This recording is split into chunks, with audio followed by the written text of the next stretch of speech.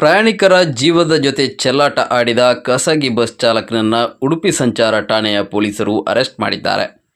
ಬಂಧಿತನನ್ನ ದೇವರಾಜ್ ಎಂದು ಗುರುತಿಸಲಾಗಿದ್ದು, ಆತ ಚಲಾಯಿಸುತ್ತಿದ್ದ ಬಸ್ಸನ್ನು ಪೊಲೀಸರು ವಶಕ್ಕೆ ಪಡೆದಿದ್ದಾರೆ.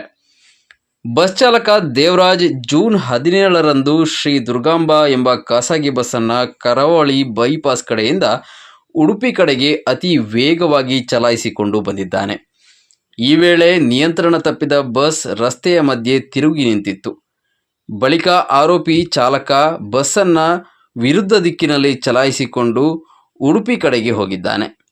ಈ ಕುರಿತ ವಿಡಿಯೋ ಸಾಮಾಜಿಕ ಜಾಲತಾಣದಲ್ಲಿ ವೈರಲ್ ಆಗಿದ್ದು, ಬಸ್ ಚಾಲಕನ ವಿರುದ್ಧ ಭಾರೀ ಆಕ್ರೋಶ ವ್ಯಕ್ತವಾಗಿತ್ತು.